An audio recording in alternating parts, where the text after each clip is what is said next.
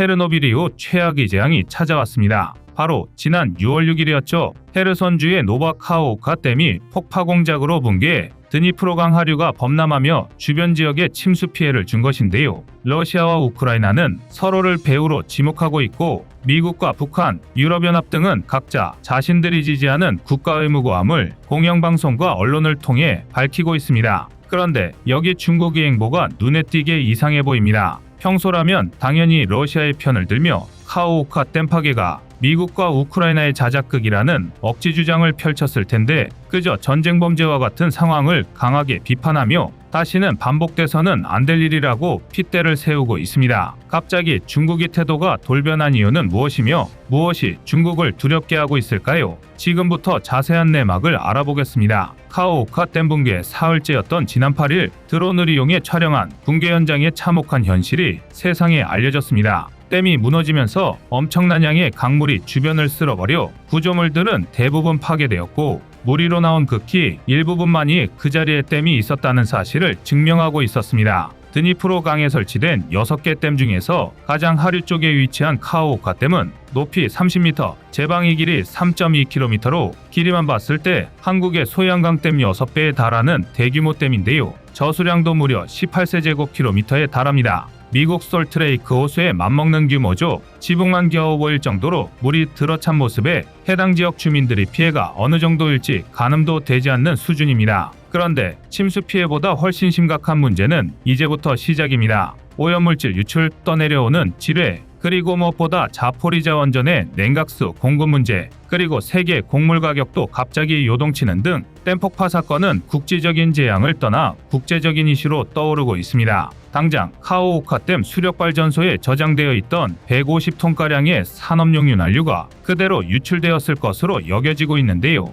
뿐만 아니라 드니프로강의 강변을 따라 발달한 산업단지도 줄줄이 침수 피해를 입으면서 각종 화학물질과 독성물질도 쓸려 내려갔을 가능성을 배제할 수 없습니다. 루슬란 스트릴레츠 우크라이나 환경장관은 기자회견에서 환경에 재앙적 결과가 있을 것이라며 우리 생태계 일부를 영원히 잃었다고 말했을 정도인데요. 현장을 조사하기 위해 파견된 유럽연합의 연구원은 해당 생태계가 최소 80년 동안 복원되기 힘들 정도로 엄청난 피해를 입었다고 밝혔습니다. 이런 와중에도 러시아와 우크라이나는 서로에게 그 책임을 돌리며 책임 공방을 벌이고 있는데요. 댐을 의도적으로 붕괴시키는 것은 제네바 협약이 규정하는 전쟁 범죄입니다. 그런 만큼 이번 사건의 책임 소재가 둘 중 어디로 가건 종전 후에는 큰 문제로 번질 가능성이 높은 상황인데요. 러시아는 우크라이나가 미사일로 댐을 공격했다고 주장하고 있는데 이에 반해 우크라이나는 댐의 미사일 폭격을 맞은 적이 전혀 없다며 러시아가 댐 내부에 폭탄을 장치한 것이라고 맞서고 있습니다. 이런 공방이 이어지는 와중에도 하류 지역의 침수 피해는 계속되고 있는데요. 주변 80개 마을에서 수재민이 발생해 가택에 고립된 일부 주민은 드론으로 전달받는 생존용품에 의존해서 생활하고 있다고 하죠. 피해 범위가 하도 광범위하다 보니 해당 지역에 사는 우크라이나 주민들뿐만 아니라 헤르손 남부의 러시아군 방어선도 죄다 침수당하면서 결국 이 사건으로 양국 모두가 크든 작든 피해를 보고 있으며 복원과 복구에 상당 기간 시일이 필요할 예정입니다. 유실되는 지뢰 역시 심각한 문제인데요. 헤르손주는 이번 전쟁 최대 이격전지 중 하나로 꼽히는 땅입니다. 그만큼 공방전 내내 눈먼지뢰가 사방팔방에 매설되었고 그 땅이 이번에 강물에 휩쓸리면서 거기 있던 지뢰 역시 강물을 따라 쓸려갔죠. 6.25 전쟁 당시 온 국토에 심어진 지뢰 때문에 70년이 넘는 세월 동안 고통받은 지역 주민의 사례만 보더라도 이 사건이 훗날 불러올 악영향은 이루 말할 수 없을 정도입니다. 자선 민간단체인 분쟁환경 관측소의 연구 정책국장 더그웨어는 워싱턴 포스트지와의 인터뷰에서 엄청난 양의 불발탄과 지뢰가 강한 물살에 휩쓸려 내려가고 있다라며 주민들의 피해를 우려했는데요. 홍수로 인해 지뢰가 이동하고 재배치되면서 러시아와 우크라이나 양국의 지뢰 지도는 전혀 쓸모없어졌고 애꿎은 주민만 피해를 보게 생겼습니다. 자포리자 원전의 냉각수 문제도 심각합니다. 자포리자 원전은 댐에 저장된 물로 냉각수를 공급받고 있었는데 이번 사고로 냉각수가 고갈되어 자포리자 원전이 멜트다운을 일으킬 가능성이 대두되었습니다. 사고 직후 원전을 사찰한 국제원자력기구 IAEA는 원전이 자체적으로 몇 달 정도는 버틸 수 있는 대체 수조를 확보하고 있어 단기적 위험은 없다고 진단했지만 복구에 몇 달 혹은 몇 년이 걸릴 수도 있어 위험 가능성은 여전히 존재합니다. 전문가들은 이번 사고가 5에서 10노트급 핵폭탄이 폭발한 것과 동급의 생태학적, 경제적 피해를 입혔다고 분석하고 있는데요. 인폼네이팜의 오신트 연구원에 따르면 피해 수준이 사실상 히로시마 원폭의 수십 배 규모라고 밝혔습니다. 그래서 이번 사건의 배후가 확인된다면 전쟁이 끝난 후 분명한 책임이 따를 것으로 보여지는데요.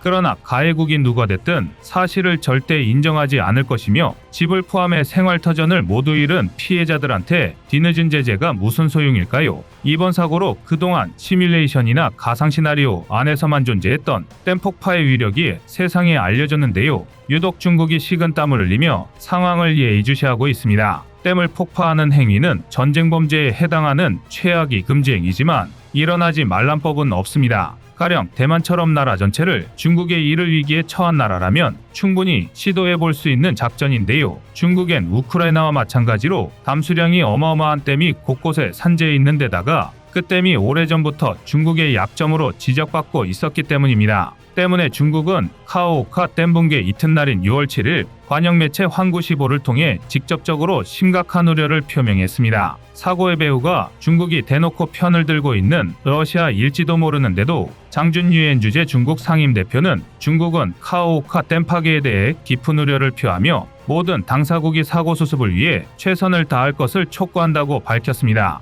우크라이나에서 벌어진 일이 남의 기 같지 않다는 것인데요. 실제 중국의 산샤댐은 이런 이슈가 생길 때마다 등장하는 단골 손님입니다. 후베이성 이창시에 있는 산샤댐은 높이 181m, 길이 2335m, 저수용량 39세제곱킬로미터로 카오오카 댐과는 비교조차 할 수 없을 정도의 초거대 구조물인데요. 연간 발전량은 988억 킬로와트로 대한민국 국민이 10년 동안 사용할 양의 전기를 홀로 생산하고 있습니다. 건설 단계에서 발생한 수몰 지역의 주민만 200만 명이라고 하니 그 규모가 짐작되는데요. 그런 만큼 이 산샤댐은 오래전부터 중국과 전쟁을 하게 된다면 타격해야 할 1순위 타깃으로 꼽히고 있습니다. 사실 굳이 적국에게 얻어맞지 않더라도 그만한 거대 구조물을 중국이 직접 만들었다는 것부터가 불안 요소라서 가만 놔둬도 주변 주민들은 항상 공포에 질린 채 살고 있습니다. 2020년에 기록적인 폭우로 댐 높이 181m 중 175m까지 수위가 올라갔을 때는 주변 제방을 폭파까지 했는데도 수위를 조절할 수가 없어서 하루 일대에는 한바탕 난리가 나기도 했었죠. 중국은 늘상 이 산샤댐의 붕괴를 걱정하면서 살고 있는데 실제로 붕괴 시뮬레이션을 진행한 바에 따르면 30분 만에 인구 400만의 이창시가 물에 잠기고 10시간 뒤에는 인구 1천만의 우한시가 5m 깊이의 물에 잠기게 된다고 합니다. 양쯔강 하류의 원전은 최소 4곳이 침수 피해를 입을 것이며 그야말로 천문학적인 피해를 남길 것으로 예상했습니다. 댐 붕괴 한 방이면 국가 존립을 뒤흔들 수 있는 것인데요. 2020년 폭우 사태 당시 이 시뮬레이션 영상이 돌아다니자 중국 정부는 해당 링크와 영상을 삭제해버리는 등 강경한 대처를 하기도 했지만 스스로 산샤댐이 국가안보의 위험 요소라는 것을 인정한 셈입니다. 그래서 중국과 적대관계의 나라들은 유사시 산샤댐을 폭격해버리는 전쟁 시나리오를 보유하고 있습니다. 대만의 경우 중국군이 상륙하면 슝펑 순항미사일로 즉시 산샤댐을 타격할 계획을 세웠는데요. 2021년 10조 원의 예산을 투입해 대만 본토에서 산샤댐을 공격할 수 있는 사거리 1200km의 미사일을 다량 확보했으며 올해 초에도 시험 발사를 하면서 동기어진의 각오를 다졌습니다. 그러나 중국이 진짜 두려워하는 적은 대만이 아닙니다. 대한민국은 2021년 한미 정상회담 이후 미사일 사거리 지침이 완전히 폐지되면서 산샤댐을 폭격할 능력치를 갖추게 되는데요.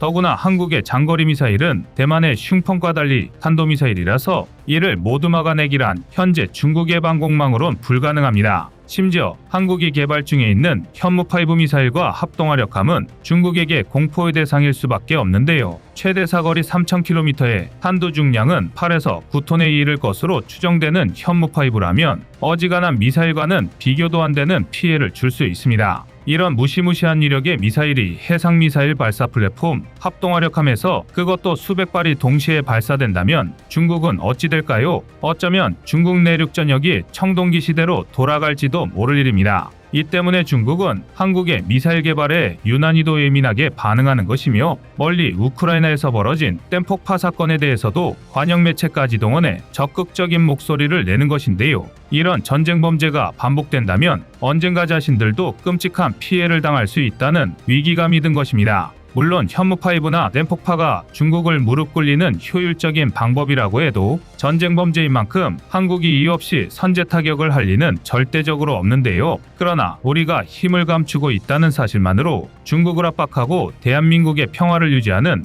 효과적인 수단이 될 것입니다. 따라서 부디 이 능력과 힘은 비축하되 쓸 일은 없었으면 좋겠는데요. 여러분의 생각은 어떠신가요? 이상 꺼리튜브의 두 번째 미션이었습니다.